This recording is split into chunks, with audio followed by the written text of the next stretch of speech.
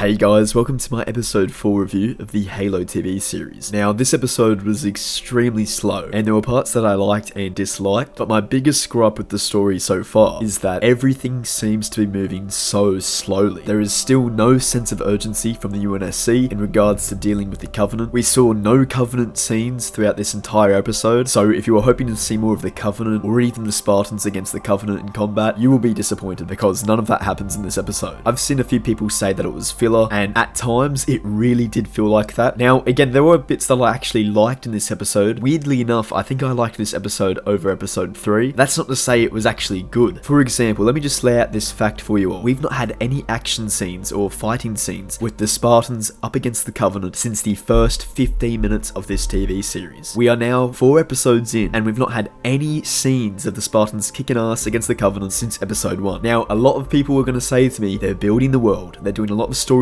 they're trying to, delve deeper into the Spartans. Now, to that, I've got to say, I really do like seeing more of the Spartans and getting to know the actual people in Silver Team. Kai, Riz, Vanek, I like all 3 of these characters, and getting to know their characters in this episode was the highlight for me. But again, I just have to say, I rolled my eyes every time Kwan was on the screen, because her story and character is honestly going nowhere. And at first, I was thinking, okay, a story focusing on an insurrectionist, this could be interesting if done right. And still, right now, I actually can't tell you what the hell's going on with that character. I think the actress is doing a fine job with what she's been given, but I honestly cannot tell you right now where her story is going and what the direction for that character is. And again, I come back to this point of why is this character here? Or why is this character necessary for a TV series called Halo? The scenes with Silver Team and Chief I actually like, and even the scenes with Chief, Halsey, and the assistant on Eridanus 2 was just far too long. I feel like the section where Chief was going through his memories to find the artifact, that was dragged on far too long, and I feel like something like that could have been done in 10 minutes. I did like the ending and what it's setting up for next episode, but again, I just have to say, I feel like everything's moving far too slow, especially when the Covenant should be breathing down the necks of the UNSC. Now, I know we're building the story, and I know we are eventually going to get some big fight scenes with the Covenant and the Spartans. We do see some scenes like this in the trailer, where we see Chief on a Warthog or Chief running up towards a Spirit dropship, but I weirdly thought we'd see that in this episode, and when I got to the end, I was just like, where was the action besides, the bit with Soren and the insurrectionists? I think for me, this show will get a lot better once we start seeing the Spartans actually, in combat, fighting the Covenant, because even in the trailer, we can see some really cool shots of Silver Team and Chief fighting the Covenant, and really, we should be seeing a lot more of that. For a Halo TV series, I just expected a lot more action and combat, especially with the Spartans. I still could not care less about the insurrectionist stuff on Madrigal. Every time I see it, I kind of roll my eyes, and even still, it feels like that story is going nowhere. And what's worse is that all the Covenant need to do is glass a planet like Madrigal, or even glass Reach, and the entire Madrigal subplot will get forgotten. Because why would anyone care about a freaking insurrectionist planet when the Covenant have just destroyed Reach? That whole subplot is going to get diminished by whatever the Covenant do, and the Covenant need to do something big here, otherwise there'll be no sense of urgency from the UNSC. But really, if I need to hone in on some points, all I want to say is this. First and foremost, we need to see more Covenant versus UNSC action, which actually sees Silver Team, going up against the Covenant. That is an absolute must going forward for the series. And second, something really needs to happen with Kwan's story, otherwise no one is going to give a shit. And right now, unfortunately, a lot of people don't care for this character. Now, with that said, there were some neat Easter eggs in this episode. You can see they remade the Halo Infinite announcement trailer shot where Chief is holding his helmet by his side, and you can also see an Xbox and an Xbox controller. I enjoyed those Easter eggs. And the final thing I need to say is that we need to see less ass. Why are we seeing people's bare backsides? Like, this isn't Game of Thrones, and I feel like the writers are trying to make it feel like that. Like, at this point, we've seen more cheeks than actual combat in the series. So, as you guys can tell, I think episode 5 needs to have a lot more action to,